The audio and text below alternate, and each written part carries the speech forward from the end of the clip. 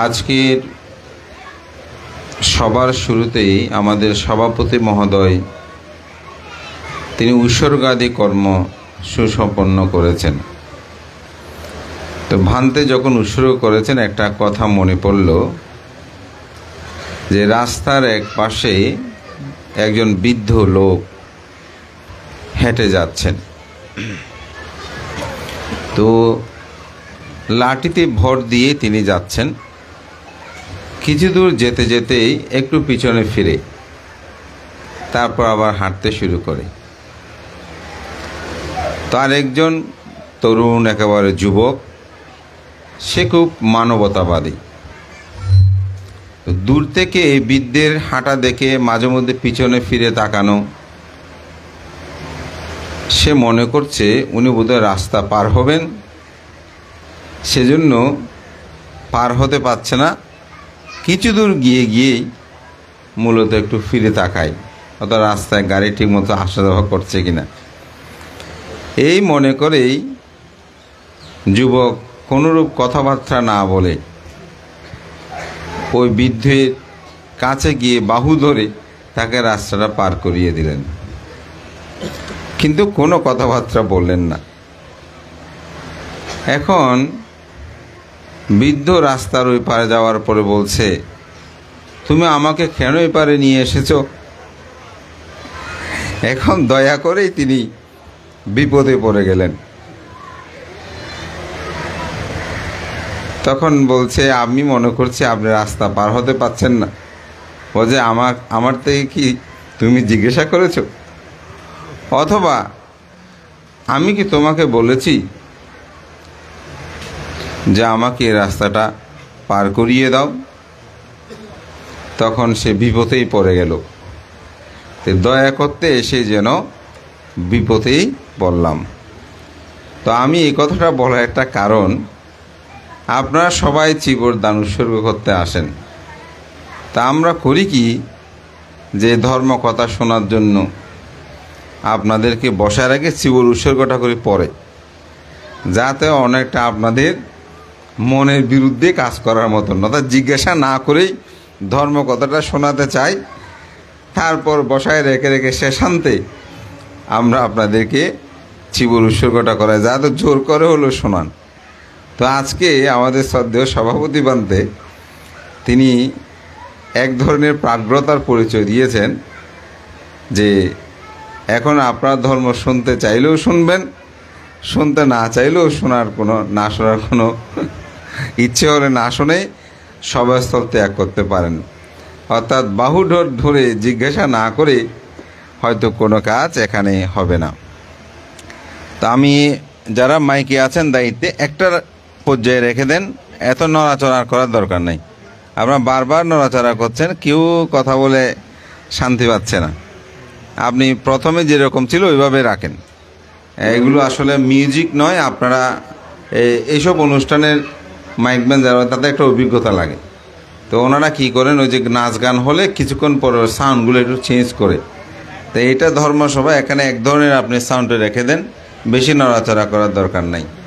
তো আমি যে কথাটা বলছিলাম যে আমাদের মধ্যেও সেরকমভাবে ধর্মটাকে নিজের ইচ্ছাই শ্রবণ করতে হবে। যদি ইচ্ছায় আপনি ধর্মটা শ্রবণ করেন, তাহলে যিনি ধর্ম দেশনা করবেন ভিক্ষু সংঘ, সুতরাং তাদের মধ্যে তার প্রাজ্ঞতার পরিচয়টা হবে এবং দয়াটাও যথার্থ হবে। এখন হয় কি, আমরা তাদেরকে কোনো একটা কারণ, কখন পানি ঢালবে অথবা চিবুর উৎসর্গ করবে, এই বলে সবাইকে আমরা বসিয়ে রাখি। তো গত 2 বছর থেকে আমার বিহারেও, শেখমণি বিহারেও আমরা মোটামুটি একটা এই পর্যায়ে নিয়ে আসছে। আগে 8টা পর্যন্ত হতো, গত বছর প্রায় 6:30, 6:45, এই বছর 7টায় শেষ করে দিয়েছি। হয়তো আপনাদের জন্য এটা মানে বলছেন মানতে তাড়াতাড়ি বলতে, তাও তো 7টা, এটা কী কথা। তো আমাদের জ্যোতি মিত্রর শিবদানে গতকালকে 8টা পর্যন্ত হয়েছে। সুতরাং ওটা তো চন্দ্রাইশ থানার মফস্বল শহর বলা যায়, আর আমাদের তার সিটিতে, তো সেখানে 7টায় শেষ করাটা বুঝেন কত তাড়াতাড়ি হলো, এই অর্থে বলছি। তো আজকে আমি বলবো, আপনারা যারা ধর্ম শ্রবণ করবেন অনেকটা প্রাজ্ঞতার পরিচয়ে আমাদের সাথে আপনাদের সংমিশ্রণ হবে। আমরা কেউ জিজ্ঞাসা না করে আপনাদেরকে বাহুডুরের রাস্তাটা পার করিয়ে দিব না। জিজ্ঞাসা করব ধর্ম শ্রবণ করবেন কিনা। যদি শ্রবণ করেন তবে আমরা ধর্ম কথা বলবো। তো সাধারণত উদ্বোধনী ভাষণের উপর নির্ভর করে ধর্মদেশনাটা হয়। আমি সেই প্রেক্ষাপটে গিয়ে আমার ধর্মদেশনাটা আমি উপস্থাপনা করছি। ধর্মপ্রাণ প্রিয় উপাসক উপাসিকা বিন্দু, মহাকারণিক তথাগত বুদ্ধ যখন সিদ্ধার্থ জীবনে তিনি 4টি নিমিত্ত দর্শন করেছে আমরা বলি। মূলত বুদ্ধের কাছে সংবেগ উৎপন্ন হয়েছিল 3টি নিমিত্ত দেখে, 3টি কারণ দেখে। প্রথম কারণ, তিনি জরাগ্রস্ত ব্যক্তি দেখেছেন। জরা মানি বয়বৃদ্ধ হলে যেমন হয়, যেটার মধ্যে কারো কোনো হাত নাই। পৃথিবীতে প্রত্যেকটি মানুষ যদি বেঁচে থাকেন 70, 80, 100 বছর হলে তাকে জরায় আক্রান্ত করবে।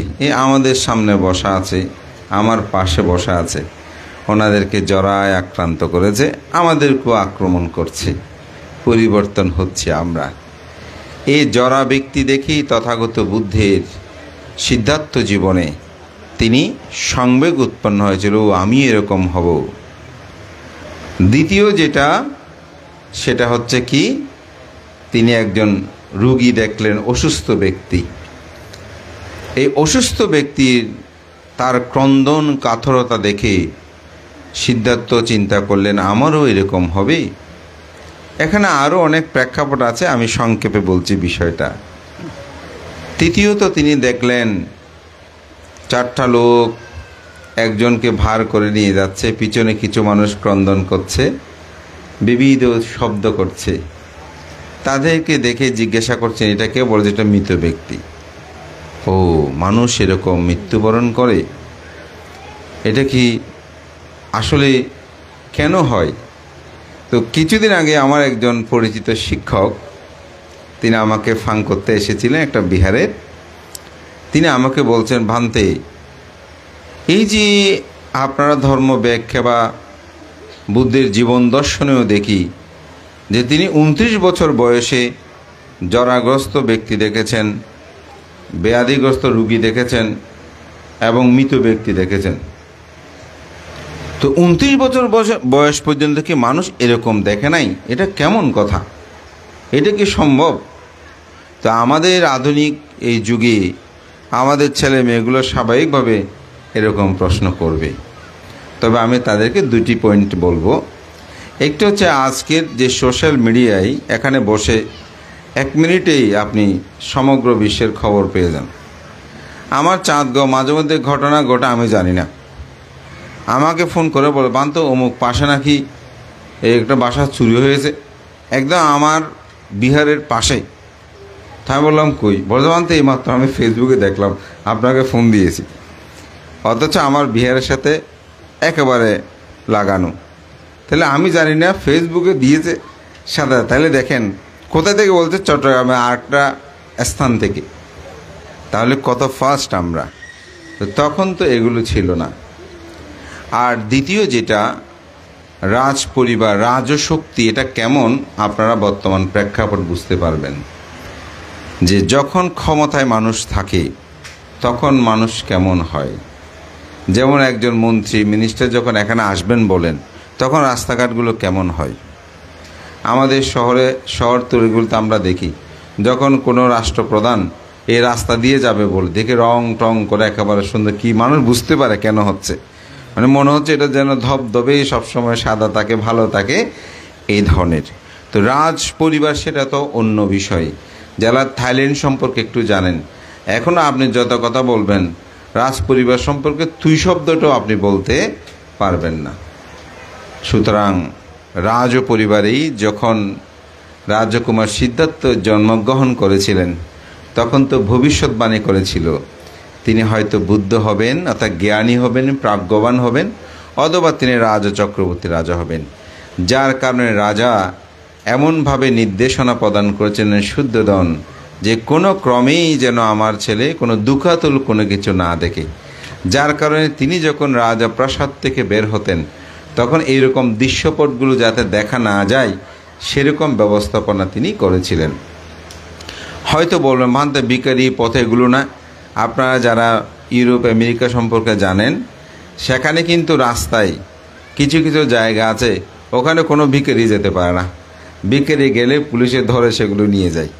অর্থাৎ ওনারা বুঝাতে চায় আমাদের সিটিতে, আমাদের এখানে কোনো ভিখারি, ওনাকে বসায় বসায় খাওয়াবে, কিন্তু ভিক্ষাবৃত্তি করতে আপনাকে দেবে না। তো এই বিষয়গুলো যখন আপনি অনুধাবন করবেন তখন রাজক্ষমতাটা যে কেমন এটা উপলব্ধি করা যায়।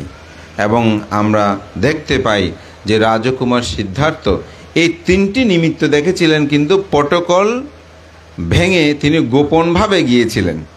অর্থাৎ রাজ পরিবারে কিছু প্রটোকল আছে, কিভাবে আপনি কোথায় কিভাবে যাবেন, কিন্তু এই 3টি নিমিত্ত তিনি যখন দেখেছেন তখন কিন্তু তখন কোনোরূপভাবে রাজকীয় কোনো সিস্টেম তিনি মেনে যাননি। অর্থাৎ গোপনভাবে তিনি বের হয়েছেন, যার কারণে তিনি এগুলো দেখেছেন এবং 29 বছর বয়সে তার হৃদয়ে রেখাপাত করে।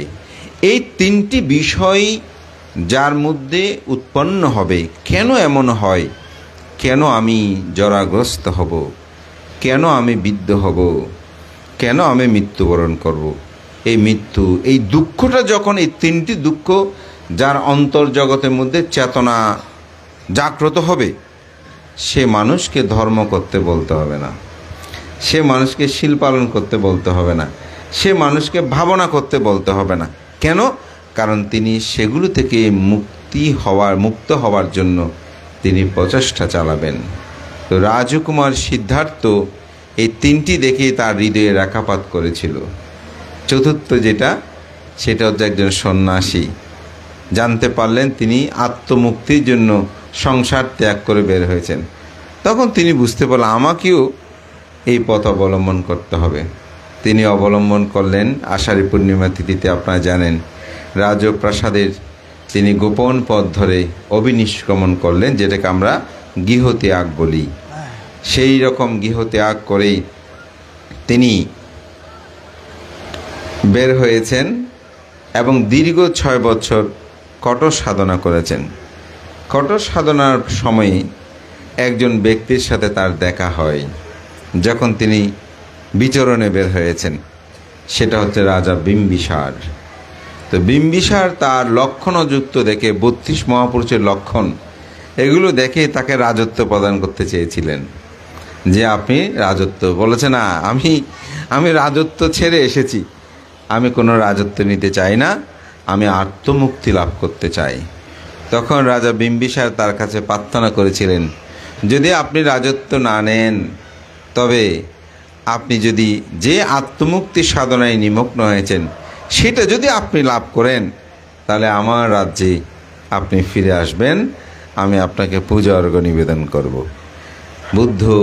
বুদ্ধগয়ে বুদ্ধত্ব লাভের পর সারানাথে ঋষিপতন বিগতভাবে প্রথম ধর্মচক্র প্রবর্তন সূত্রের পর তিনি রাজা বিম্বিসারের সাথে তার সাক্ষাৎ হয়েছিল। সাক্ষাৎ হয়ে বহুজনে হিত সুখের জন্য রাজা বিম্বিসার প্রথম ভিক্ষু সংঘকে বেণুবন বিহার দান করেছিলেন। এটা ছিল বৌদ্ধ ইতিহাসে প্রথম বিহার দান। এবং বুদ্ধকে এটা প্রার্থনা করেছেন যে ভিক্ষুগণ সবসময় কি গাছতলে বাসতলে থাকবে, তাদের সুখে বিহারের জন্য, তাদের সুখে ধ্যান সমাধিতে কর্ম সম্পাদন করার জন্য তাদের বিহারের প্রয়োজন আছে, এটি প্রার্থনা করেছেন। বুদ্ধ এটা অনুমোদন দিয়েছেন। আজকের বিশ্বের যে প্রেক্ষাপট, বলুন তো, সকল ভিক্ষু যদি এই বন জঙ্গলে গাছতলে বাসতলে থাকে, বুদ্ধের ধর্মটা কি রক্ষা হবে? মনে হয় আপনাদের? কোনোদিন হতো না।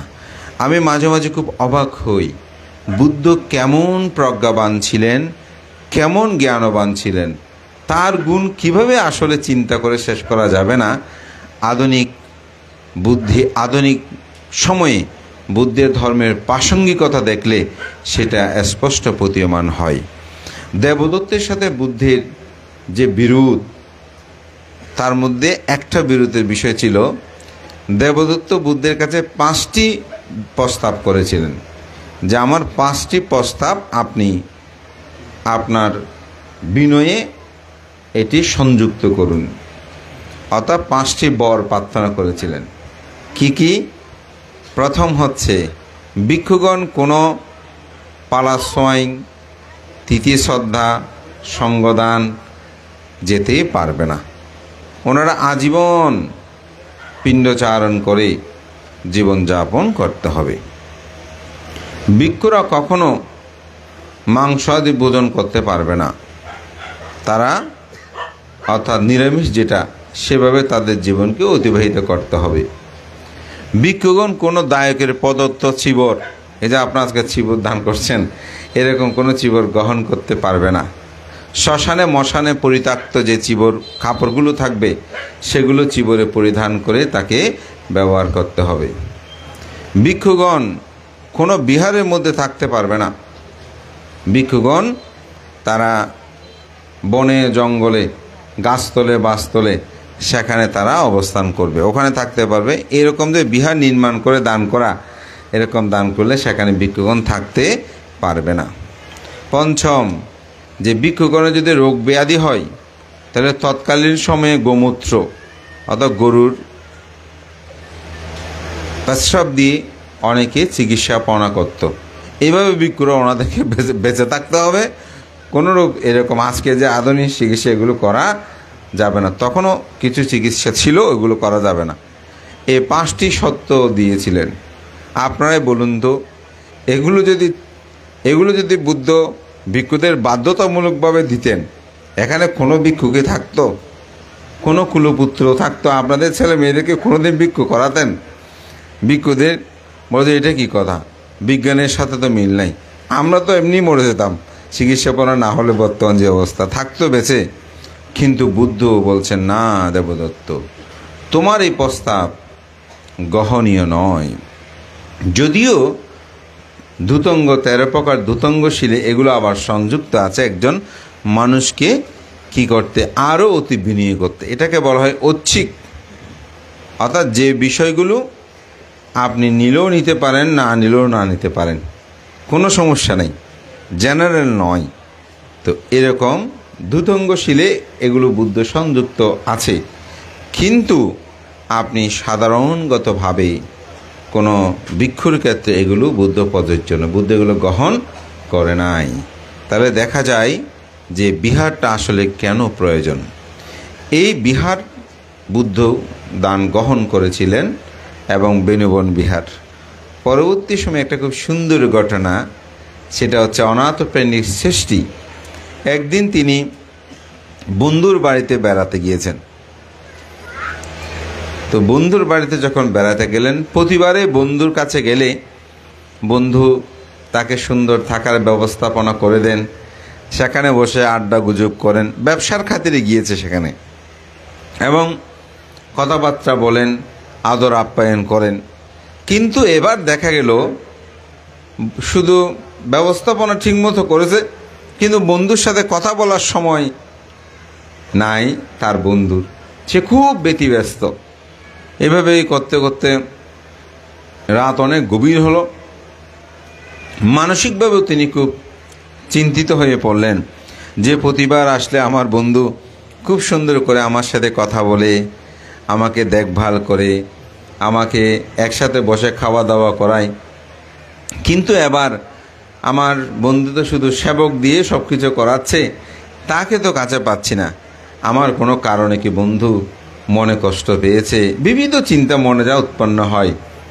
তো শেষে যখন রাত গভীর হলো, কাজকর্ম বলা যায় একটু কমিয়ে আসছে, তখন বন্ধুকে ডেকে বললেন, বন্ধু, তুমি কি আমার কোনো কথায় মনে কষ্ট পেয়েছো?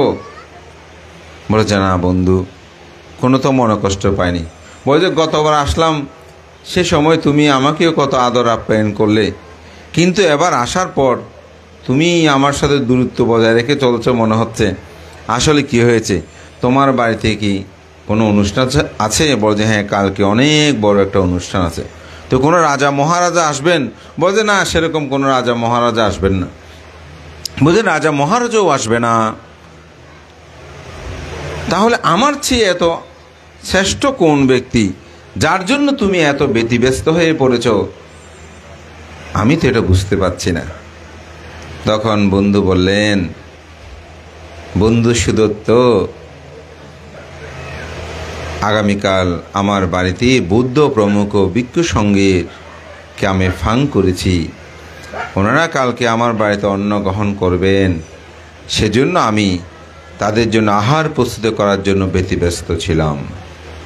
এই বুদ্ধ শব্দটা শুনেই সুদত্ত কুমারের মন প্রসন্নতায় ভরে গেল। মনে হচ্ছে এই শব্দটা তিনি বহুবার তিনি শ্রবণ করেছেন। এটা যেন প্রথম নয়, এটা যেন পরিচিত। অনেক সময় আমরা কোনো মানুষকে দেখলে বলি না, অথচ দেখা হয়নি, তবুও বলছি কোথায় যেন দেখা হয়েছে। আসলে দেখা হয়নি। এগুলো মানুষের ক্ষেত্র বিশেষে জন্ম জন্মান্তরের সংস্কার। কোনো মানুষকে দেখলে দেখবেন এমনি আপনার ভালো লাগে, আর কিছু মানুষকে দেখলে এমনিতে খারাপ লাগে, অত তার সাথে আপনার কোনো ঝগড়া হয়নি, কিছু হয়নি, তবুও খারাপ লাগে। আবার যার সাথে কোনোদিন সুসম্পর্ক হয়নি, কথাও বলি নাই, কিন্তু দেখতে তাকে ভালো লাগে, শ্রদ্ধা লাগে, প্রসন্ন লাগে, এরকম হয়তো। এগুলো বুদ্ধ ধর্ম দর্শন বলছে যে জন্ম জন্মান্তরের সংস্কার। এই সংস্কারগুলো আমাদেরকে এভাবেই আসলে কারো প্রতি বিদ্বেষাপন্ন ভাব জন্মায়, কারো প্রতি প্রীতিভাবাপন্নতা জন্মায়। এটা হচ্ছে জগতের একটি ধর্মতা মানুষের। তো অনাথপ্রেণী সৃষ্টির মনেও ঠিক সেরকম প্রসন্নতা উৎপন্ন হলো। ওহো, বুদ্ধকেই বলো যে, বন্ধু আমি এই বুদ্ধকে দেখতে চাই, তুমি আমার প্রাণপ্রিয় বন্ধু, কিন্তু তুমি আমাকে অবহেলা করে অনেকটা। তার মনে ধারণা যে বুদ্ধকে তুমি মানে সেবা দেওয়ার জন্য এত ব্যতিব্যস্ত। আমার ইচ্ছে হচ্ছে আমি ওনাকে দেখব। বলে যে এখন তো রাত, ওখানে আর যাওয়ার কোনো সুযোগ নেই, সকাল হলেই আপনাকে নিয়ে যাব। তখন সে সারা রাত জাগরিত থাকলো, অর্থাৎ ঘুম আসে নাই, কখন তিনি বুদ্ধকে দেখবেন। যে বুদ্ধির প্রেমে আমার বন্ধু আমাকে পর্যন্ত সময় দিচ্ছে না, এরকম বিবিধ চিন্তা করে প্রসন্নতায় তিনি সময় কাটাতে শুরু করলেন। যখন ভোর হলো তখন বলতে, চলো ভিক্ষু সঙ্গীকে আগু বাড়িয়ে নিয়ে আসি। যেমন এখানেও এরকম আছে, আপনারা যখন ভান্তেদেরকে ফাং করেন, সোয়িং নিয়ে এসে বুদ্ধকে সোয়িং তুলে বা পিণ্ড তোলার পরে প্রার্থনার ভান্তে আমরা প্রস্তুত হয়েছি, আপনাদেরকে আগু বাড়িয়ে নিতে এসেছি, এরকম করে তো নিয়ে যান না। তো এরকম করে নিতে গিয়েছেন। যখনই সেখানে প্রবেশ করছেন, বুদ্ধের সামনে আসলেন ওই দুই বন্ধু একসাথে। তখন বুদ্ধ বললেন, হে সুদত্ত কুমার, তুমি কি এসেছো? সে আরও অবাক হলেন যে আমার নাম বুদ্ধ কিভাবে জানেন, বুদ্ধের সাথে তো আমার কখনো দেখা হয়নি। তিনি আরও প্রসন্ন হয়ে পড়লেন এবং বুদ্ধ সেখানে সুদত্ত কুমারকে ধর্মকথায় উত্থাপন করে ধর্মদান করলেন। তৎপর সুদত্ত কুমার বুদ্ধের কাছে প্রার্থনা করলেন, তথাগত বুদ্ধ, আমি তো শ্রাবস্তী থেকে এসেছি, তা আমার খুব ইচ্ছে বুদ্ধ প্রমুখ ভিক্ষু সঙ্গকে আমি বিহার দান করতে চাই। যদি আপনি সম্মতি প্রদান করেন তাহলে আমি আপনাকে বিহার দান করতে পারি। তো বুদ্ধ বলতেন, যথা অভিরুচি, অর্থাৎ আপনার যেটা ইচ্ছে হয় আপনি করতে পারেন। তখন বলতেন, কোন রূপ জায়গায় আমি বিহারের জন্য জায়গা নির্ধারণ করলে ভালো হয়? তখন বলছেন, গ্রামের অনীতি দূরে, অর্থাৎ কাছেও নয় বেশি দূরেও নয়, সেরকম স্থান বিহারের জন্য উত্তম। তবে কাছে হলে যে হবে না তা নয়, অর্থাৎ উত্তম যেটাকে বলছে ভালো, এটা এরকম। তখন তিনি আসলেন শ্রাবস্তীতে। এসেই ঘুরতে ঘুরতে তিনি জেত উদ্যান নামক এক জেত কুমারের উদ্যান, মানে বর্তমান সময় আমরা পার্ক বলতে পারিনি, যেখানে তিনি ঘুরেন, আমোদ প্রমোদ করেন, আড্ডা দেন। যেমন অনেক বড় বড় যারা শিল্পপতি, কুটিপতি, তাদের কিন্তু এই ধরনের অনেক বাড়ি আছে। যেমন আগে যখন নিউজে শুনতাম যে আমেরিকার প্রেসিডেন্ট তিনি খামার বাড়িতে আছেন, তো আমি চিন্তা করতাম যে একটা প্রেসিডেন্ট উনি খামার বাড়িতে কেন থাকবেন, যেটা সত্যি কথা আমার কাছে খুব মানে চিন্তা হতো। কিন্তু কাকে প্রশ্ন করব কীরকম, মানে সাহস করে পারতাম না আসলে খামার বাড়ি কি। তো আসলে আমেরিকাতে সেটা পরে বুঝতে পারলাম গিয়ে, যে খামার বলতে বিশাল জায়গা ওনারা নিয়ে থাকেন, ওখানে থাকার জন্য ঘরও থাকে, পিছনে তারা সেখানে ফুলের বাগান, ফলের বাগান, আবার পশু পাখি, বা ওখানে তো আর গরু দেখলাম না, অন্যান্য প্রাণীগুলো সেখানে থাকে। সেরকম বিশাল বিশাল এরিয়া নিয়ে সেখানে তারা বিভিন্ন ধরনের চাষবাসও সেরকম করে। তো আসলে শিওরটা এখন বুঝলাম যে যেহেতু কুমার তিনি সেরকম একটি তার প্রিয় জায়গা, তো তার কাছে গিয়ে বলছেন এই জায়গাটা পছন্দ হয়েছে অনাথপ্রেমিক শ্রেষ্ঠী। তখন সে জ্যাত কুমারকে বলল, আপনি এই জায়গাটা আমাকে দেন, আমি এটা আপনার কাছে ক্রয় করতে চাই। তো জ্যাত কুমার বলছে, না, আমার কি রক্তের অভাব আছে, আমি এটা বিক্রি করব না, দেব না।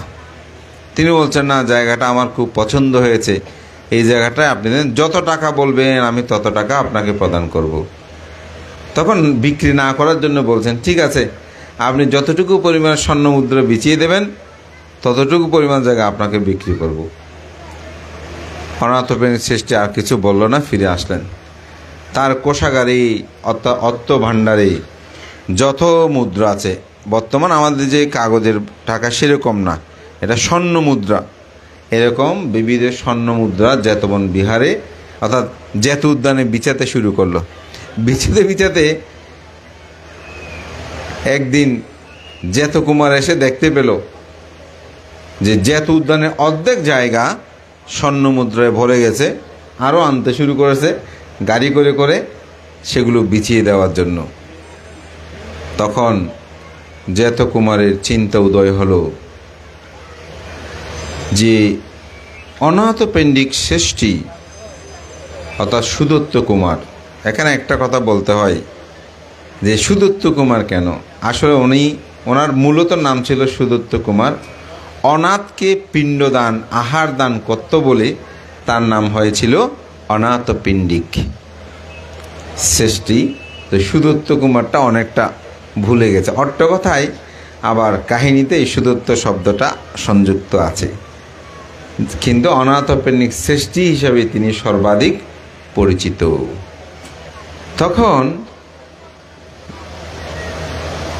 জ্যাত কুমার বললেন, যারা বিছানোর দায়িত্বে আছে ওনাদেরকে বলেন, থামেন, অনাথপ্রেমিক শ্রেষ্ঠীকে আহ্বান করেন।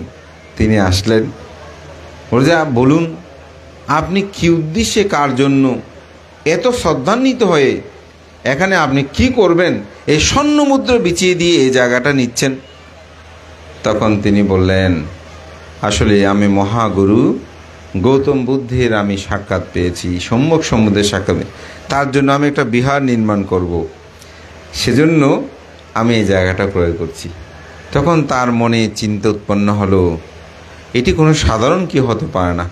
শ্রেষ্ঠী মানুষ স্বাভাবিকভাবে সব জায়গায় অর্থনৈতিক লেনদেন চিন্তা করে, 5 টাকা দেওয়ার সময় ভাববে যে 10 টাকা আসবে কিনা, ঠিক না, এমনিতে ইনভেস্ট করবে। ব্যবসায়ীদের সেরকম দেখবেন, অনেকে বলে বলতেবান তো ওনার ওখানে গেলে আমার আত্মীয়, কিন্তু 1 কাপ চা 2 কাপ খাওয়াতে চায় না ব্যবসায়ী, হ্যাঁ, হিসাবই বলে দিই কেমন।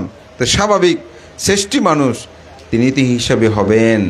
তো সুতরাং কেন এটা দান করছেন? বলে, থামেন, আর বিচাতে হবে না, বাকি অংশটা আমি দান করব। সে জ্যাত কুমার বাকি অংশটা দান করেছেন, যার কারণে এই জ্যাতবন বিহারের নাম আজকে স্বর্ণ অক্ষরে এখন লেখা আছে। যে আমরা যখন মঙ্গলসূত্রটা বলি একটু, এ ভম্মে সুতাং এ কাং সামায়াং ভাগবা সাবাত্যাং বিহারাতি জেতাবনে আনাতা পিণ্ডিকাচ্ছা আরামে, এই দুজন মানুষ অমর কীর্তি লাভ করলো। আজকে 2500 বছর অতিবাহিত হয়ে গেছে, তাই না? এখনও আমাদের কাছে এই দুজন মানুষ স্মরণীয়। আমি মনে করি পৃথিবীতে প্রতিদিন আমার মনে হচ্ছে কয়েক হাজার বার এই দুজনের নাম উচ্চারিত হয়, ঠিক না? আরও বেশি হতে পারে যদি দায় দেয়কাদি হিসাব করে সূত্রপাঠ করার সময় আমরা তাদের কথাটা বলি যে অনাথপ্রেমিক শ্রেষ্ঠী কর্তৃক এই জ্যাতবন বিহার নির্মিত, সেখানে বুদ্ধ অবস্থান করেছেন। সুতরাং বিহার দানের যে ফল আনিশংস, এটাকে আমরা প্রত্যক্ষ করছি।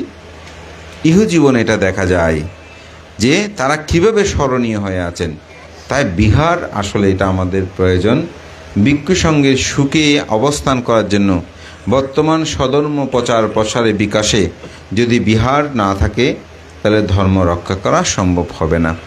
আমাদের জ্যোতিমিত্র কথায় বুঝতে পারলাম এই অত্র অঞ্চলে আরও অনেক বৌদ্ধ ছিল, তারা চলে যাওয়ার কারণটা ছিল বিহার না থাকা। আমার যেটা ধারণা, বক্তব্যের থেকে যেটা উপলব্ধি করছি, বিহারটা প্রতিষ্ঠিত হয়েছে বলে আজকে এখন 40 পরিবার তারা আর যাওয়ার চিন্তা করছে না যে আমাদের বিহার আছে, ভান্তে আছে। সুতরাং এই বিহারটা খুবই প্রয়োজন, এটা গুরুত্ববহ। তবে 96 কি 93 সালে প্রতিষ্ঠিত বিহার হিসাবে একেবারে যে কিছু হয়নি তা না। বিহারের প্রাচীন অবকাঠামো আমার কাছে ভালো লাগে, যেটা সত্যি কথা, কারণ তখনকার ডিজাইনগুলো একটু আলাদা, ঐতিহ্য আমরা যারা ধারণ করি, চিন্তা করি। তো আমি মনে করি বর্তমান প্রেক্ষাপটে প্রায় বিহার নান্দনিক, হয়তো আপনারা সেই নান্দনিক বিহারের জন্য চিন্তা করছেন, এটা ভালো দিক। তবে তখন যারা এই কাজটা করেছে খুব ভালো করেছেন, এবং আমি যেটা উপলব্ধি করলাম আপনাদের প্রক্রিয়াধীন ছিল, হয়তো কোনো কারণে বাঁধা পড়েছে। সুতরাং এখানে মাথাটা ফাটারও কিছু নাই, আমি মনে করি আপনাদের কপালের ফাটাতেও কিছু নাই, কারণ আপনাদের চলমানতা প্রক্রিয়া আছে, এবং সেটাকে শুধু সমন্বয় সাধনের মাধ্যমে আমি মনে করি একটি বিহার নির্মাণ করা সম্ভব হবে। তো সবাইকে আহ্বান করব, অনাথপ্রেণী শ্রেষ্ঠী সেখানে কত দান করেছিলেন জানেন? যখন স্বর্ণ মুদ্রাটা বিছিয়ে দিয়েছেন তখন সেটার পরিমাণ ছিল 18 কোটি স্বর্ণ মুদ্রা বিছিয়ে দিয়েছেন। এটা নির্মাণ সহ উৎসর্গ করতে 54 কোটি স্বর্ণ মুদ্রা ব্যয় করেছিলেন যেতবন বিহার নির্মাণ এবং উৎসর্গ আদি কর্ম সম্পাদন করতে। তো শুধু কি অনাথপ্রেণিক শ্রেষ্ঠী বিশাখার কথা যে একটু বলতে হয় না? তো বিশাখা একদিন বিহারে গিয়েছেন, তো বিহারের মধ্যে তার একটা মহালতা প্রসাদ ছিল, যেটা স্বর্ণ অলঙ্কার। এই স্বর্ণ অলঙ্কারটি তিনি খুলে রেখে বুদ্ধের ধর্মকথা শুনছেন, কারণ স্বর্ণ অলঙ্কার দিয়ে অর্থাৎ সুন্দরে আবৃত হয়ে বসনাদির মাধ্যমে ধর্মশ্রবণ বিধিও নয়, যার কারণে তিনি সেগুলো খুলে রেখে বুদ্ধের ধর্মকথা শুনছিলেন। তো ধর্মকথা যখন শেষ হয় তিনি চলে আসছেন, অর্ধেক এসে মনে পড়ল তার মহালতা প্রসাদনটা তিনি আনেন নাই। তখন তার এক সেবিকাকে বলছে, আমি তো মহালতা প্রসাদনটা ফেলে এসেছি, এটা একটু নিয়ে আসো। ইতিমধ্যেই ধর্মসভা থেকে যখন সবাই চলে গেল, বুদ্ধ দেখলেন যে মহালতা প্রসাদনটা বিহারের এক পাশে পড়ে আছে। তো বলছে, আনন্দ, এটা এই মহালতা প্রসাদনটা বিশাখার, যেহেতু এটা একটা মাত্র, তখন জগতে বেশি ছিল, মল্লিকা দেবী সব ওদের সম্ভবত 3 জনের মধ্যে ছিল, তখন বুঝতে পারছে এটা বিশাখারই। তখন আনন্দস্তবীর সেটা নিজে নিয়ে এক জায়গায় রেখে দিলেন, অর্থাৎ নিরাপদ স্থানে। দাসী এসে জিজ্ঞাসা করছে, আনন্দভান্তে, আমাদের মাতা বিশাখার মহালতা প্রসাদনটাকে আপনি দেখেছেন? বলছে, হ্যাঁ, এটা কেউ নিয়ে যাবে মনে করে আমি গচ্ছিত করে রেখেছি এখানে। বলে, ঠিক আছে, আমি এটা এখন গ্রহণ করব না, আমি একটু আসি বলে তিনি চলে গেলেন। দেখেন, পণ্ডিতের সাথে, জ্ঞানী লোকের সাথে থাকলে মানুষ কেমন জ্ঞানী হয়। তিনি গিয়ে বিশাখা মাতাকে বলছেন, স্বর্ণটা পেয়েছি, কিন্তু বুদ্ধপুত্র আনন্দস্তবীর এটি তিনি নিজে গচ্ছিত করে রেখেছেন।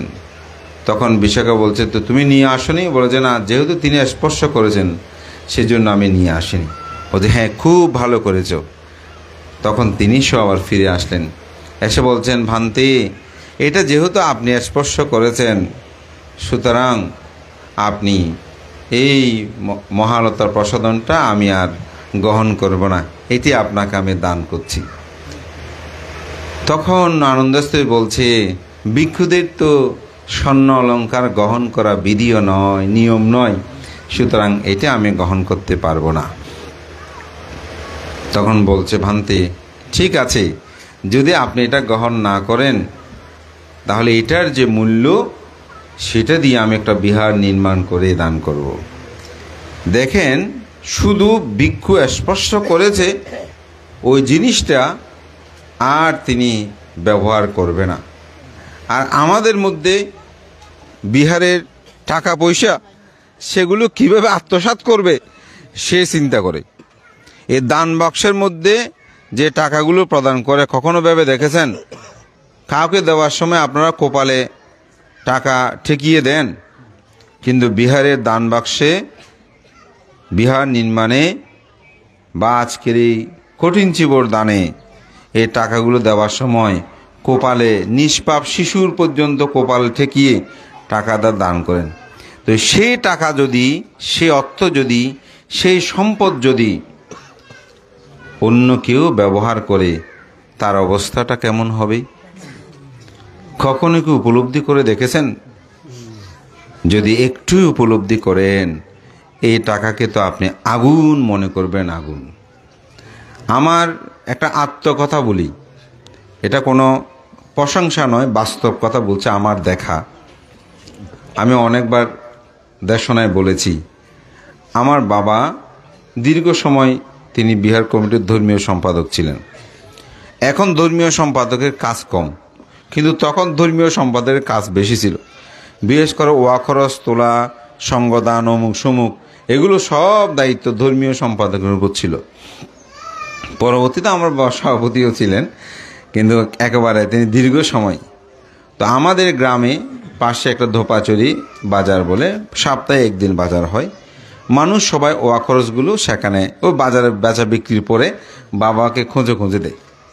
তো এমন যে আমার বাবাদেরগুলো লিখতে হতো না, মনে রাখতো, বাড়িতে এসে লিখতো, যেটা সত্যি কথা। ওদের স্মৃতিগুলো এত, এখন ভাবি অবাক হয়ে যায়, আমাদের মনে থাকে না, কিন্তু ওনাদের স্মৃতির কি প্রখরতা ছিল।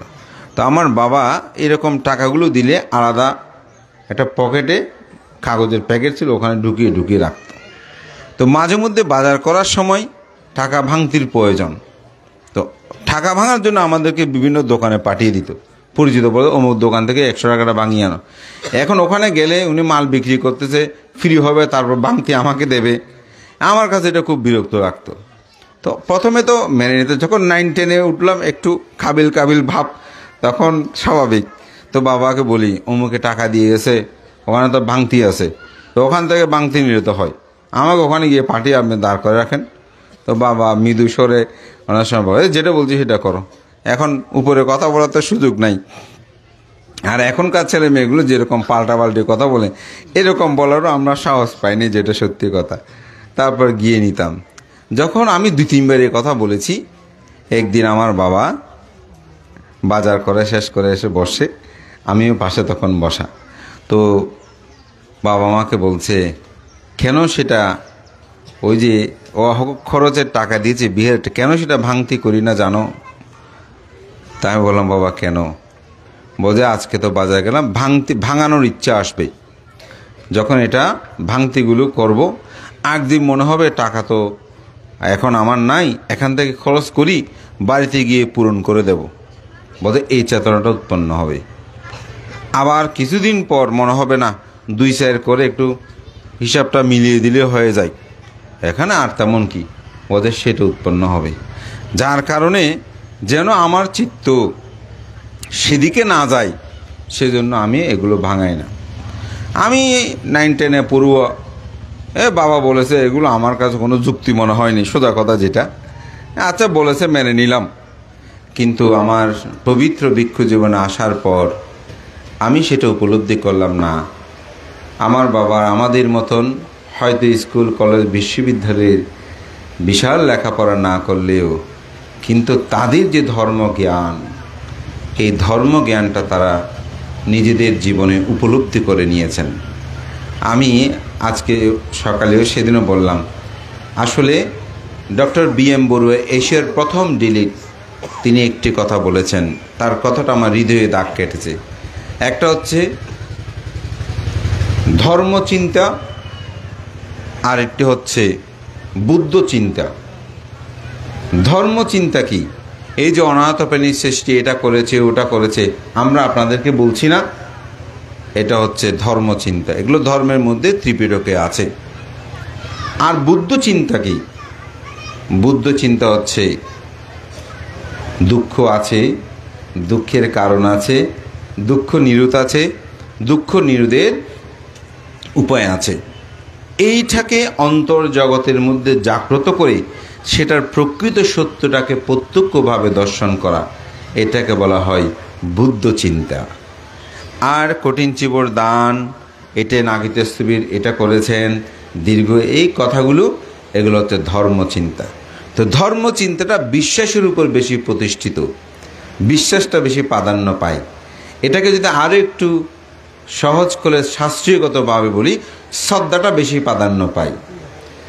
আর বুদ্ধ চিন্তা যেটা, সেটার মধ্যে প্রজ্ঞাটা বেশি প্রাধান্য পায়, অর্থাৎ আমি যে কাজটা করছি এটা কেমন।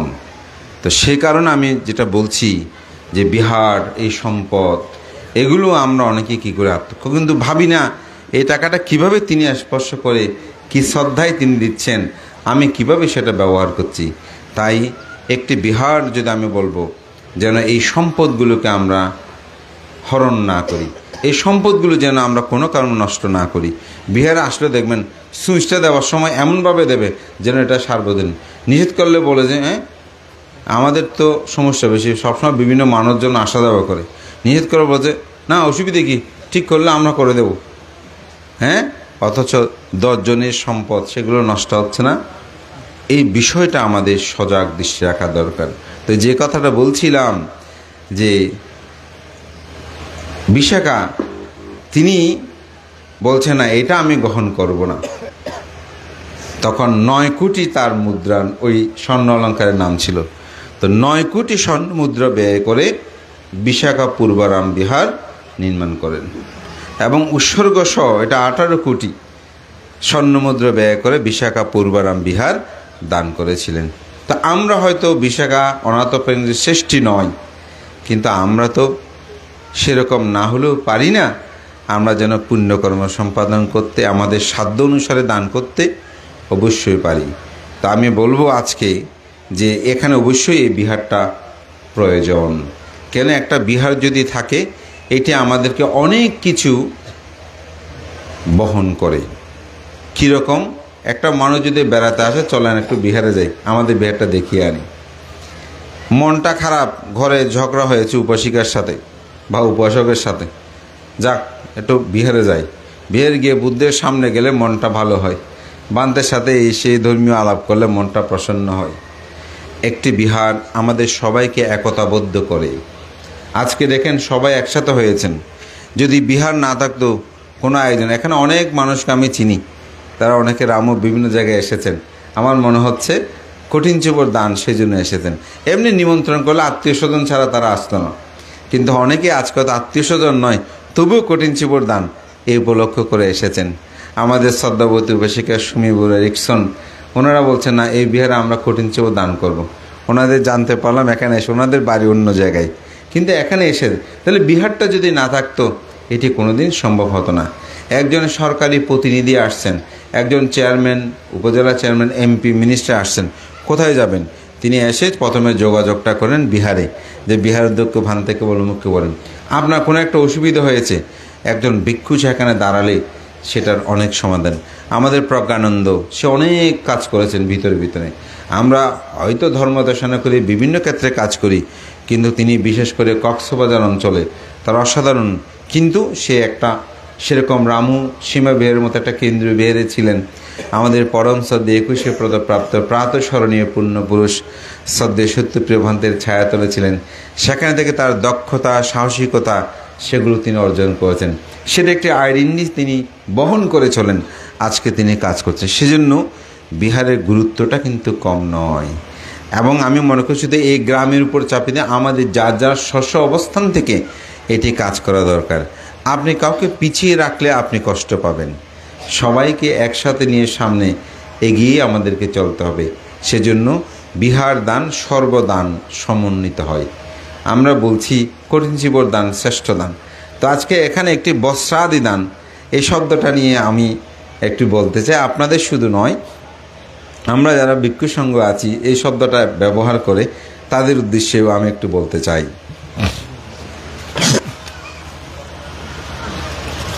আসলে চিবর আর বস্ত্রের মধ্যে কিন্তু পার্থক্য আছে। বস্ত্র যেমন তেমন হতে পারে, যেমন আপনারা শার্ট গায়ে দিয়েছেন, কেউ শাড়ি গায়ে দিয়েছেন, কেউ ফতুয়া, বিভিন্ন কিছু পরেছেন, এগুলো হচ্ছে বস্ত্র। আর চিবর আর বস্ত্রের মধ্যে কিন্তু আকাশ পাতাল পার্থক্য আছে। কেন? কারণ চিবরের কিছু নির্দিষ্ট বিষয় আছে। যেমন চিবরের রং 6 ধরনের হতে হবে। কোন 6 ধরনের? যেমন তেমন নয়। যেমন কাঁঠাল গাছের শিকড়ের রং, গুড়ার রং, ছালের রং, ছাল আছে না গাছের, যে কাঁঠাল গাছের এই ধরনের ছালের রং, তা হচ্ছে ফুলের রং, ফলের রং, পাতার রং। এই 6টি রং যদি কালো হয় তাহলে হবে না, যদি একেবারে লাল হয়, সাদা হয় তাহলে হবে, নীল হয় হবে না। তাহলে বস্ত্র আর চিবরের মধ্যে পার্থক্য আছে না? পার্থক্য আছে। তাই বস্ত্রাদি হতে পারে না কোনো সময় চিবর। যদিও চিবরকে ভাগ করলে জিনিসটা, চিত মানে হচ্ছে উত্তম, বর মানে হচ্ছে বস্ত্র, একটা উত্তম বস্ত্রের কথা বলা হচ্ছে। কিন্তু এটাকে নাম কেন দিয়েছেন চিবর? কারণ এটা আলাদা। যেমন পাঁচফোড়ন, পাঁচফোড়ন যখন বলে, পাঁচফোড়ন কী কী উপসিকা আলাদা আছে না? 5টা যে কোনো জিনিস দিলে হয়। যেমন আমাদের মধ্যে অনেকে অষ্ট উপকরণ এই শব্দটা লিখেন, তো অষ্ট উপকরণ যখন শব্দটা, আমি শ্রদ্ধেয় প্রয়াত উপসংগ্রাস শিলানন্দ ভান্তের কাছ থেকে আমি এটা জিজ্ঞাসা করেছিলাম। ভান্তে এখন তো অনেকেই উপকরণ লেখে, ভান্তে একেবারে গরম হলো, বলে যে এখন বেশি পণ্ডিত বেড়ে গেছে, কি করব। উপকরণ মানে 8টা জিনিস, অষ্ট উপকরণ মানে 8টা জিনিস, আর অষ্টবহিষ্কার মানে একটা নির্দিষ্ট জিনিসের নাম, একটা নির্দিষ্ট জিনিসের নাম। পালিত বলে 8টা পরীক্ষারাং। আর বাংলা করেছেন আমাদের মহাপণ্ডিতগণ, এটা হচ্ছে অষ্ট পরিষ্কার। তো এখন আপনি যখন 8টা উপকরণ বলবেন, তাহলে তো মানুষও মনে করবে যে কোনো 8টা জিনিস। যেমন আমাদের একজন ভান্তে, উনি প্রয়াত হয়েছেন, উনি একটা পোস্টার বের করেছেন, ওখানে লিখেছেন যে শুভ বুদ্ধ পূর্ণিমা, সিদ্ধার্থের বুদ্ধের জন্ম, বুদ্ধত্ব লাভ এবং বুদ্ধের মৃত্যু। এই কথাটা উনি, আমি পোস্টারটা দেখেই আমি বান্তেকে ফোন দিলাম, আমি বান্তে আপনি এটা কী করলেন? বলে যে কী? আমি বান্তে আপনি তো পোস্টারে লিখলেন, আমার চাঁদগাঁও তো লাগাতে গেছে, ওখানে দেখছি আমি। তো উনি লিখলেন যে বুদ্ধের মৃত্যু। আমি তো বান্তে মৃত্যু এটা কেমন করার? তো আমাকে বলছে, হতো বা তুমি শিক্ষিত মানুষ বুঝো না, MA BA ফরদে, হ্যাঁ ওদের এখনও নাই যে ফরিনির্বাণ বুঝে না, তো বুদ্ধ মৃত্যু বুঝি পারলে বলি এরকম। আমি বললাম বানতে না, আমি পরিনির্বাণটা লিখব, উনি জিজ্ঞাসা করবে পরিনির্বাণটা কি, তখন আমি ওনাকে বুঝিয়ে দেব, তখন দেখবেন আমার ধর্মটা কি তিনি জানবেন। যেমন সওয়াব কি আপনারা জানেন? অবশ্যই জানেন। সওয়াব কাকে বলে, সুন্নত কাকে বলে, এই শব্দগুলো আমরা এখন অনেকে জানি, তারা সেগুলো ব্যবহার করে আমরা অর্থগুলো খুঁজে নিয়েছি, আমাদেরও অর্থগুলো তারা খুঁজে নিয়েছেন। এখন আপনি দেখবেন জাতীয় পত্রিকাগুলোতে বিভিন্ন জায়গায় প্রজ্ঞাবান রাজনীতিবিদ এরকম বলে, এখন বলছে না প্রজ্ঞাবান রাজনীতিবিদ। এই প্রজ্ঞা চর্চাটা যদি বুদ্ধরা না বলতো, প্রচার না হতো, তাহলে তো এই প্রজ্ঞা শব্দের ব্যবহারটা হতো না। এখন প্রজ্ঞা এবং জ্ঞান এই দুইটা কী জিনিস আমরা পার্থক্য তাদেরকে বলতে পারি। যদি প্রজ্ঞা শব্দটা না থাকতো, আপনি সাধুবাদ দিয়ে অনুমোদন করেন, এই সাধুবাদ শব্দটা আপনারা দেখবেন এখন বিভিন্ন সেমিনার সিম্পোজিয়ামে, সেখানে বলছে আপনার কথাগুলো আমি সাধুবাদের সাথে গ্রহণ করলাম। এটা কি শুধু বৌদ্ধরা বলছেন? না, এটা এখন বাংলাদেশের নয়, হ্যাঁ এইটা আপনি এখন ইন্ডিয়াতে থেকে শুরু করে বাংলা ভাষাভাষী 30 কোটি আছে, প্রায় জনে এই শব্দগুলো ব্যবহার করে। সুতরাং আমি আমার মূল বৈশিষ্ট্যতা কেন হারিয়ে যাবে? এবং আমাদের ছেলে মেয়েগুলো ওরাও তখন জানতে চাইবে মা পরিনির্বাণটা কি।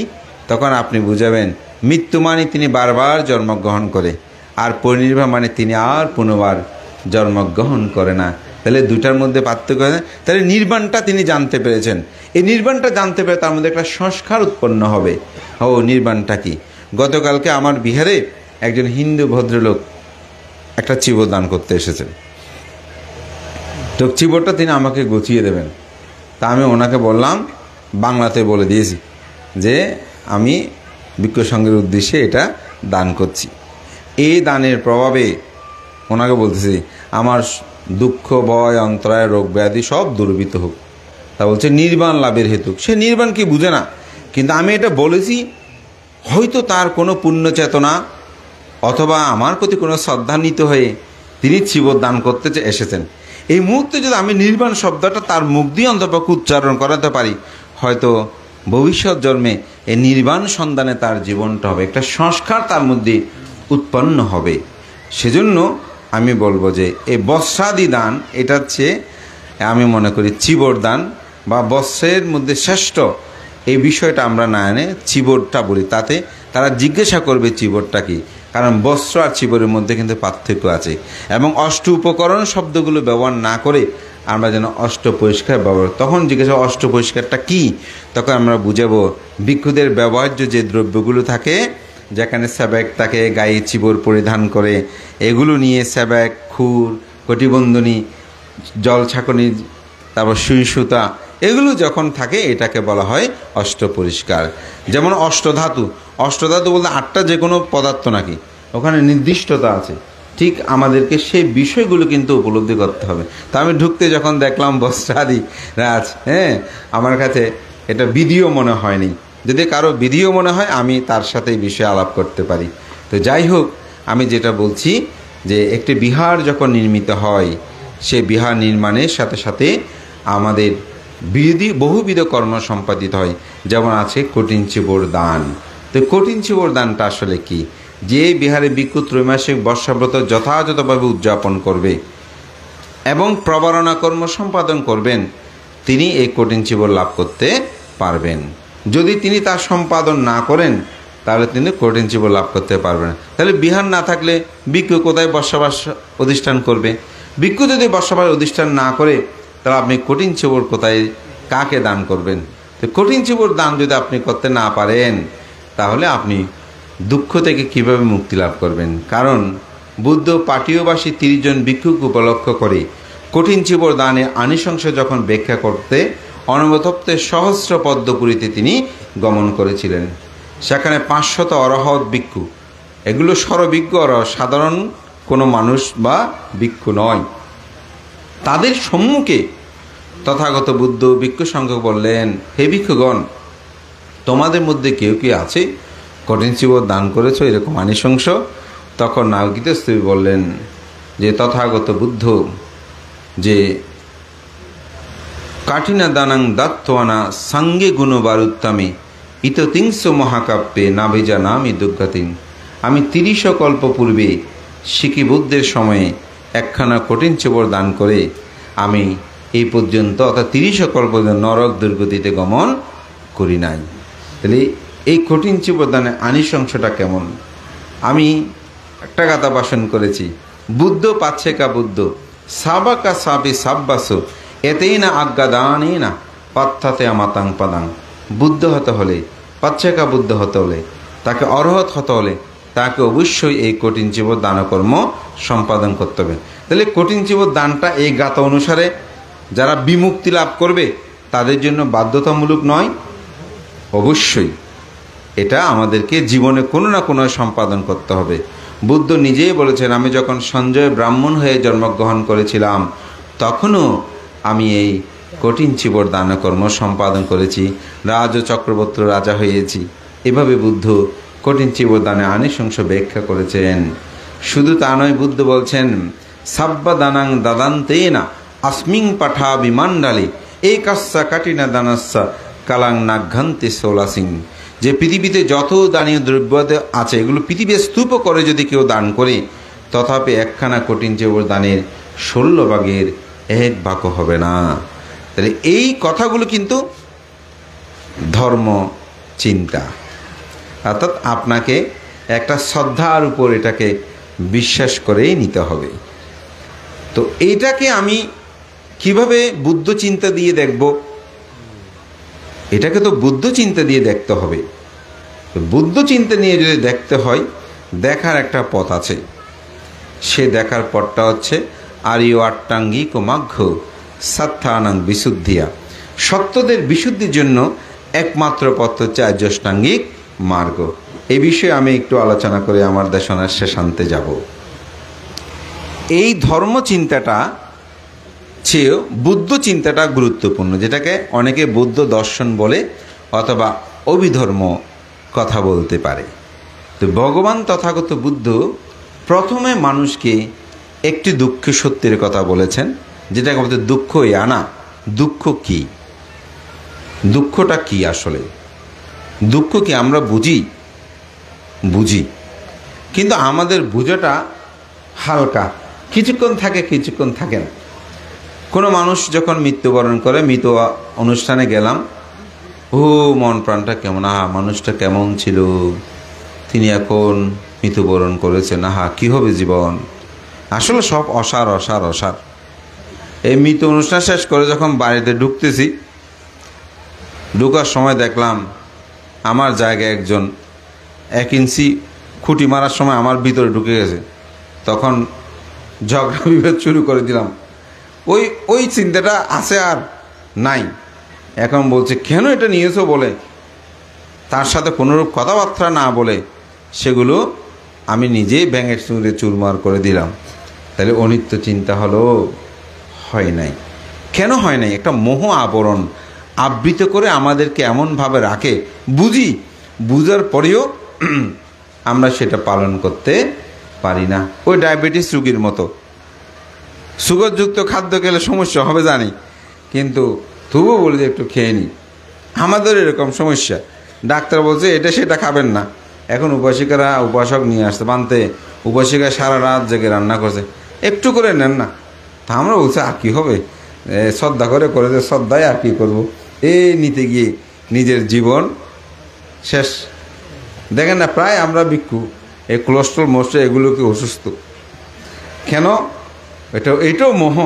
কারণ ওই উপাসিকার শ্রদ্ধা রক্ষা করতে চাচ্ছি যে আনন্দ মনে কষ্ট পাবে। এই ভাবনাগুলো যদিও হাসির কথা, কিন্তু আপনি গভীরভাবে চিন্তা করেন, এই মোহ আবরণ এটা আমাদের সবাইকে আবৃত। তখন আমরা জন্ম দুঃখ, জরা দুঃখ, ব্যাধি দুঃখ, মরণ দুঃখ, অপ্রিয় সংযোগ দুঃখ, প্রিয় বিয়োগ দুঃখ, স্ফুত সর্বদা যাহা চায় তাহা না পাওয়ার দুঃখ, সংক্ষেপে পঞ্চস্কন্ধ দুঃখ, এটাকে দুঃখ বলে মনে করি না। এই দুঃখের কারণ কি? তৃষ্ণা, আকাঙ্ক্ষা, ডিজায়ার। যার যত বেশি তৃষ্ণা সে মানুষ তত বেশি দুঃখী, যার যত বেশি তৃষ্ণা কম সে মানুষ তত বেশি সুখী। এখানে যারা বসে আছেন, যদি জিজ্ঞাসা করি এখানে সবচেয়ে ধনী ব্যক্তিকে, একজনকে বলবেন তোমার বেশি টাকা তুমি ধনী, ও বলে তোমার বেশি টাকা তুমি ধনী, তোমার জায়গার সম্পদ বেশি তুমি ধনী, এরকম বলবেন, ঠিক না? আসলে কে ধনী, কোন ব্যক্তি ধনী? তো বুদ্ধ বলছেন সন্তুষ্টি পারামাং ধনং। যার কাছে সন্তুষ্টি আছে সে মানুষই আসলে প্রকৃত ধনী। এখানে দেখবেন নিজেদের মধ্যে যদি আমরা পর্যালোচনা করি, কেউ বলবে ভান্তে আমি একটু লম্বা, বেটা বলে যে আমি একটু লম্বা হলে ভালো হতো, আমার রং সুন্দর, আদৌ সুন্দর, আর একটু সুন্দর হবে। কেউ আমরা সুখী নয়। এখানে যিনি শ্রেষ্ঠ সুন্দরী মানুষ হবেন সেও দেখবেন যে আমার কানটা একটু এরকম হতো ভালো হতো। কিন্তু আপনি যদি বলেন পৃথিবীতে এমন কোনো মানুষ আছে যে মানুষটাকে কেউ না কেউ ভালোবাসে না? আছে। কোনো মানুষ নাই পৃথিবীতে একজন, আপনি যাকে পছন্দ করেন না তাকে আরেকজনে পছন্দ করে, বলতে তুমি খুব সুন্দর। আমাদের চিন্তা, আমাদের চেতনাগুলো সেরকম। তো আমি যদি নিজেকে মনে করি আমি আসলে ভালো, দেখবেন আপনি ভালো। আপনি যদি মনে করেন আমি ধনী, তাহলে দেখবেন আপনি ধনী। অহংকার করে নয়, সন্তুষ্টি করে। সেদিন আজন ব্রাহ্মার একটা বই পড়লাম, তিনি সেখানে বলছেন আসলে আগে নিজেকে ভালোবাসতে হয়, তারপর মানুষ অপরকে ভালোবাসতে পারে।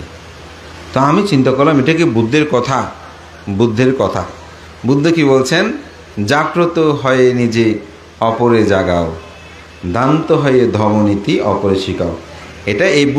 এটা ডাইরেক্ট বুদ্ধের গাথা না, বুদ্ধের মূল ভাবটাকে নিয়ে আমাদের পণ্ডিতরা গাথাটা তৈরি করেছেন। কিন্তু বুদ্ধ কি বলছেন? আত্মহিত পরহিত। প্রথমে বুদ্ধ নিজের হিতের কথা বলেছেন না, আত্মহিত, তারপর বলছে পরহিত, অর্থাৎ আগে নিজের মঙ্গল করো, তারপর অপরের মঙ্গল। হয়তো অনেকে বলতে পারেন এটা বোধহয় আত্মবাদী, অর্থাৎ নিজের সুখ নিজে, মানুষ বলতে পরের সুখের জন্য না। বুদ্ধ ধর্ম হচ্ছে আপনি যদি ভালো হন, সৎ হন, আপনি অপরকে সৎ হওয়ার শিক্ষা দেন, অপরকে ভালো হওয়ার শিক্ষা দেন। আপনি যদি নিজে না হন তাহলে অপরকে দিলে হবে। যেমন একটা দরিদ্র মানুষ নিজে খেতে পাচ্ছে না, সে যদি রাস্তায় রাস্তায় মানুষকে দেওয়া শুরু করে, মানুষে কি বলবে? আমি তো অনেক সময় দেখেছি ক্র্যাশ নিচ্ছে, তারপর ঘোষণা করতেছে যে আমি এই বিহারের জন্য এত টাকা দান করব। আরেকজন শুনে বলতে বানতে তার বাপের দিনের সম্পদ সব বিক্রি করে করে দাদা আসতেছে। দেখেন, দান করেও তিনি দীক্ষার পাচ্ছেন কেন? কারণ তিনি সম্পদ বিক্রি করে, পিতৃতব্য যা প্রাপ্তি সেগুলো বিক্রি করে করে তিনি দান। কিন্তু নিজের অর্জিত সম্পদ যদি দান করত তাহলে কিন্তু সকলের প্রশংসা করত, তার নিজে সমৃদ্ধ হওয়া। সুতরাং একজন মানুষ যিনি যতটুকু পরিমাণ সন্তুষ্টি থাকে, সে কিন্তু তত পরিমাণ মানুষ ধনী হয়। আপনি বলতে আমার এটা আছে, এটা নিয়ে আমি সুখী, দেখবেন আপনি সুখী। যদি এটা নিয়ে সন্তুষ্টি না থাকতেও সুখী নয়, সেরকম তৃষ্ণা হচ্ছে দুঃখের কারণ। তৃষ্ণা যখন নিরুদ্ধ হবে তখন দুঃখটা নিরুদ্ধ হবে। তো তৃষ্ণা নিরোধের উপায়, সেটাকে বলে সম্যক দৃষ্টি, সম্যক সংকল্প, সম্যক বাক্য, সম্যক কর্মান্তর, সম্যক আজীব, সম্যক ব্যায়াম, সম্যক স্মৃতি, সম্যক সমাধি, যেটাকে সংক্ষিপ্ত সারে বলছে শীল সমাধি প্রজ্ঞা। তো আপনাদের জীবনকে আমি বলবো সেই শীল সমাধি প্রজ্ঞার আচরণ যদি করেন তবে দুঃখ থেকে মুক্তি লাভ করতে পারবেন। এই শীল সমাধি প্রজ্ঞার মধ্যেই এই দানও কথা আছে, বিহার দান আছে, কঠিন শিবর দানের কথা আছে, সঙ্গদান আছে। তো একজন আমাকে বহুজনের প্রশ্ন করছে, বানতে অভিধর্মে অথবা আপনার আর্যষ্টাঙ্গিক মার্গে সেখানে তো শীল সমাধি আছে, দানশীলের কথা তো নাই। তা আমি বললাম আসলে আপনি অর্ধেক পড়েছেন, যদি পুরোটা পড়তেন তাহলে কিন্তু দানশীলটা পেতেন। আপনি অভিধর্ম অর্থসংগ্রহ বইটা পড়েছেন, বীরেন্দ্র মুর্শিদির সার, অভিধর্মের সার সংক্ষেপ বলা যায়, বলতে বানতেন না। তো সেটা না পড়ে আপনি কীভাবে বুঝবেন? ওখানে দেখবেন দানকতা আছে, শীলকতা আছে, বামনকতাও আছে, দশবিধ কুশলের কথা আছে, অকুশলের কথাও আছে। দশবিধ কুশল কি? দান, শীল, ভাবনা, সেবা, সম্মান, পুণ্যদান, পুণ্য অনুদান, ধর্মশ্রম, ধর্মদেশনের দৃষ্টি ঋজু, এগুলো নাই আছে। আপনি যখন কামবচর চিত্ত, রূপবচর চিত্ত, অরূপবচর চিত্ত, লোকোত্তর চিত্ত, এগুলোকে আপনি যখন বিভাজন করে চিত্তগত যাবেন, সেখানে আপনি সেগুলো পাবেন না, অবশ্যই পাবেন অশোভন চিত্ত, শোভন চিত্ত। এগুলো যখন আপনি ভাগ করবেন তখন সেখানে দানের চিত্তটা, কুশল চিত্ত যখন আসবে তখন সেখানে দান চিত্তটা আসবে না, কুশল চিত্তই তো দান, সেখানে দশবিধ কুশল আসবে না, আসবে তো। যেমন শীল পালন করতে ত্যাগ লাগে, দান লাগে, কুশল লাগে। যদি কুশল চিত্ত না থাকে আপনি শীল পালন করতে পারবেন না। শীল কুশল চিত্ত, কিন্তু আপনার ত্যাগ চিত্তটা লাগবে। এটা আমার দর্শন, আমি উদাহরণে অনেক সময় বলেছি। আপনি একটা মাছ দেখেছেন, জীবিত মাছ, ইচ্ছে হচ্ছে মাছটা আপনি ধরবেন, খাবার চেতনা, তাহলে চিত্তটা কোন চিত্ত উৎপন্ন হয়েছে? আপনার মধ্যে লোভচিত্ত উৎপন্ন হয়েছে, মাছটা আমি খেতে চাই। যখন সেটা ধরতে যাবেন তখন কোন চিত্ত? দেশচিত্ত, কারণ হত্যা করবেন না, দেশ উৎপন্ন হয়েছে। লোভটা কোন চিত্তে পরিণত হয়েছে? লোভটা দেশচিত্ততে গিয়েছে। আবার যখন সেটাকে ধরলেন, হত্যা করলেন, তখন দেশচিত্ত, হিংসা, দেশ উৎপন্ন। কিন্তু আপনি যখন বললেন না আমি এটা ত্যাগ করব, দান, এটা ছেড়ে দেব, দিয়া তিথি দান, সব ত্যাগ করে দান করা, আপনি যখন ছেড়ে দিয়েছেন তাহলে আপনার শীল পরিপূর্ণ হয়েছে না? যদি সেটা ছেড়ে না দিতেন শীল পরিপূর্ণ হতো। যেমন আপনারা অষ্টশীল নেন, যেদিন অষ্টশীল সেদিন যদি কেউ গায়ে পড়ে আপনার সাথে ঝগড়া করতে চায়, আপনি কি করেন? না আজকে করবো না, ত্যাগ দিলাম, ছেড়ে দিলাম, কালকে অষ্টশীল ছেড়ে তারপর যা হবে হবে। তাহলে প্রথমত আপনি ছেড়ে দিয়েছেন, এই ত্যাগ। ঠিক ত্যাগ ছাড়া কিন্তু মানুষের জীবনে সম্ভব নয়। তা আপনি যদি শুধু মনে করেন শীল সমাধি প্রজ্ঞাই বুদ্ধের ধর্ম, হ্যাঁ, কিন্তু এটাকে যখন আপনি বিভাজন করবেন তখন সেখানে আপনি এই ত্যাগ জিনিসটাও সংযুক্ত হবে। যেমন আজকের অষ্টপরিষ্কার সঙ্গদান এবং কঠিন চিবর দান, এই বিবিধ পুণ্যকর্ম, এখানে ত্যাগ আছে না? ত্যাগ না থাকলে তো জীবনটা কখনো পরিপূর্ণ হয় না। শীল সমাধি মানে চিত্তের একাগ্রতা, এটা প্রথম ধ্যান, দ্বিতীয় ধ্যান, তৃতীয় ধ্যানের কিছু বিষয় আছে। প্রজ্ঞা মানে যে কোনো কাজ করতে আপনাকে অবশ্যই ভেবে চিন্তে করতে হবে।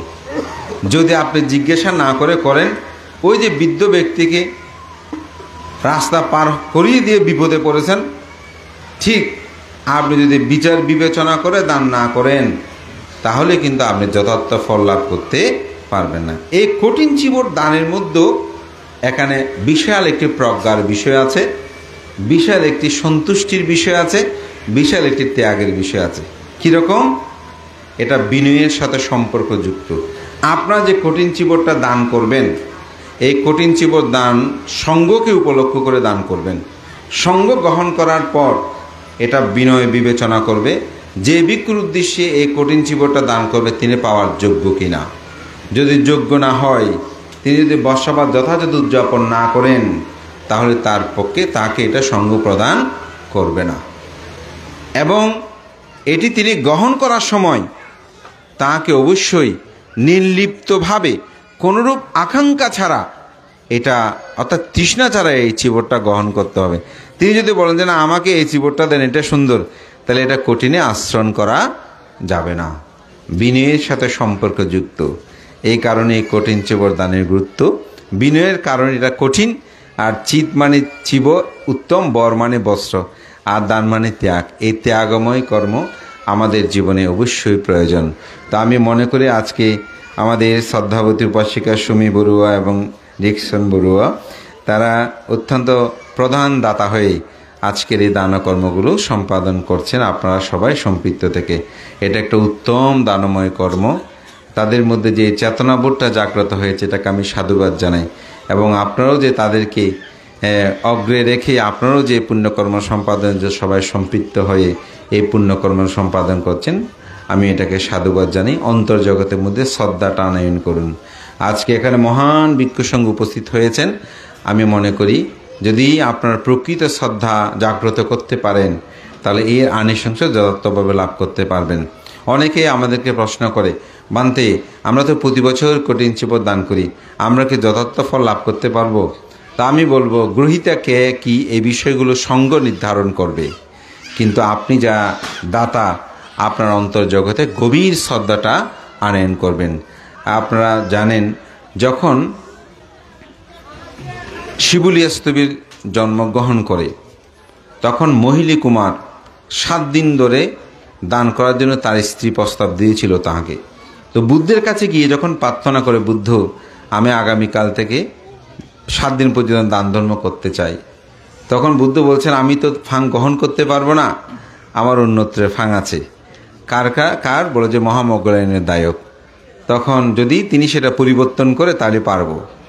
তখন মহিলী কুমার তিনি মহামগ্গলায়নের কাছে গেলেন, বলেন ভান্তে আপনি তো জানেন আমার স্ত্রী 7 বছর 7 মাস সন্তান গর্ভধারণ করেছে, 7 দিন গর্ভযন্ত্রণায় কষ্ট পেয়েছে।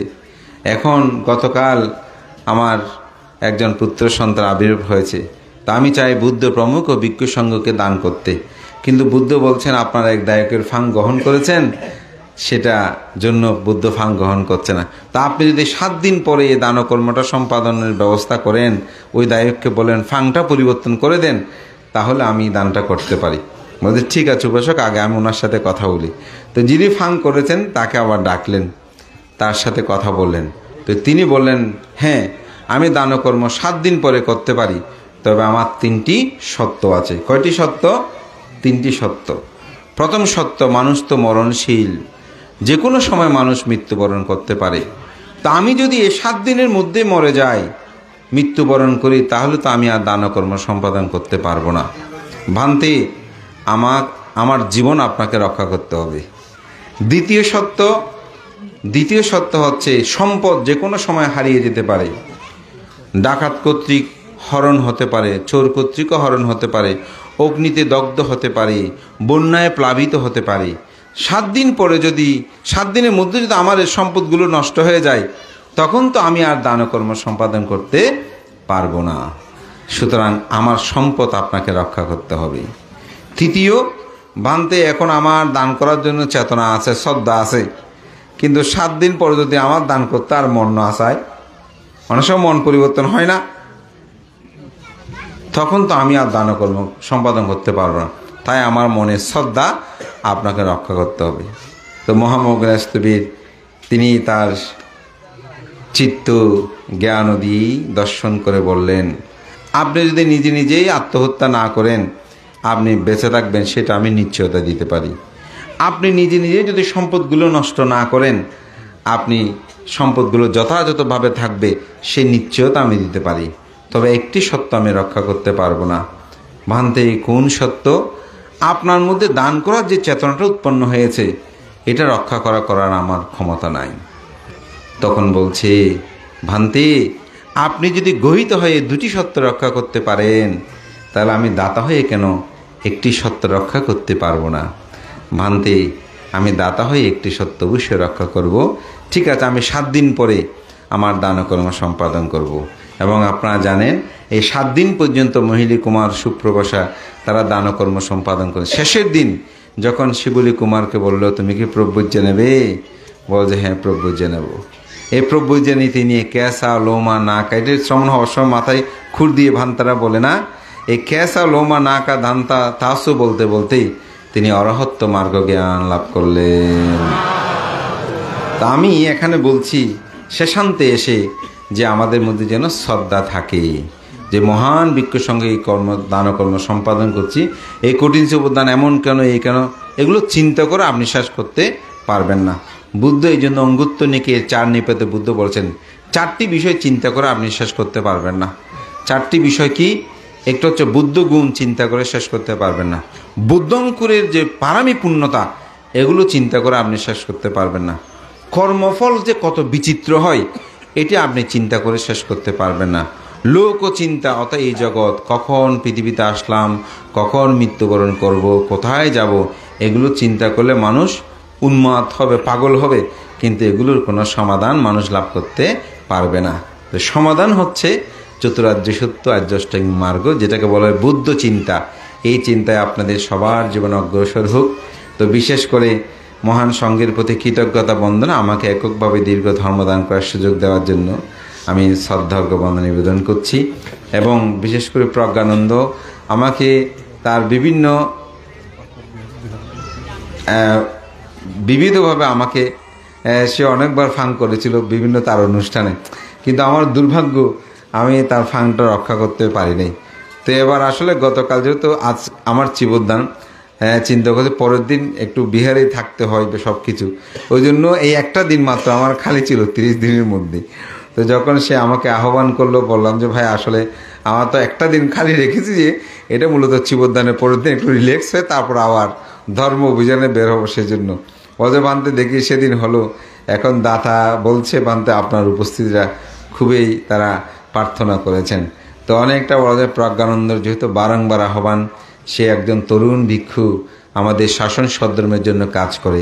তা আমি স্বাভাবিকভাবে যারা তরুণ ভিক্ষুর সঙ্গে কাজ করে তাদের যে কোনো কথাগুলো রক্ষা করতে খুব চেষ্টা করি। তো অনেকটা আসলে সে কারণেই আমি আজকে এখানে উপস্থিত হয়েছি বলা যায়। এবং দাতাদেরও মন রক্ষা করতে পেরে আমার খুব ভালো লাগছে। আমাদের উপাসক রিকসন এবং উপাসিকা সুমি, তাদের যে মনস্কামনা, তাদের যে পরিবার, তাদের আরও উন্নতি শ্রীবৃদ্ধি হোক, তারা যেরকমভাবে তাদের চিন্তার জন্য প্রসারিত করে এই মহাদানময় কর্ম সম্পাদনে তাদের ব্রত, তাদের প্রতি কৃতজ্ঞতা এবং প্রজ্ঞানন্দের প্রতিও কৃতজ্ঞতা। সেই হয়তো একটু আমাকে আহ্বান করাতেও তার মন রক্ষাতে আমি একটু পুণ্যকর্ম করার আমারও সুযোগ হলো, সবাইকে দর্শন করার সুযোগ হলো। এবং আমি মনে করি একটি প্রকৃত অর্থে কক্সবাজারের মধ্যে এরকম একটা জায়গা, একটা নান্দনিক বিহার আমরা চাই। সুতরাং এই বিহারের আগামী দিনগুলো যাতে ভালো হয়। এখানে যে বিহারাধ্যক্ষ ভিক্ষু আছেন তিনি তরুণ এবং নবীন, তার মধ্যে সে ধরনের, তাকে যদি আপনারা সবাই সহযোগিতা করেন, তাকে যদি অগ্রে রেখে আপনারা এগিয়ে যান, আমি মনে করি এখানে এটা সম্ভব হবে। এবং এই গ্রাম যেহেতু জন্ম, তার এই গ্রামের প্রতিও তার একটা আন্তরিকতা থাকবে। তবে মাঝে মধ্যে একটা সমস্যা, আমরা আমাদের আপনালয়কের আপনার মানুষগুলোকে আমরা অনেক সময় গ্রহণ করতে পারি না।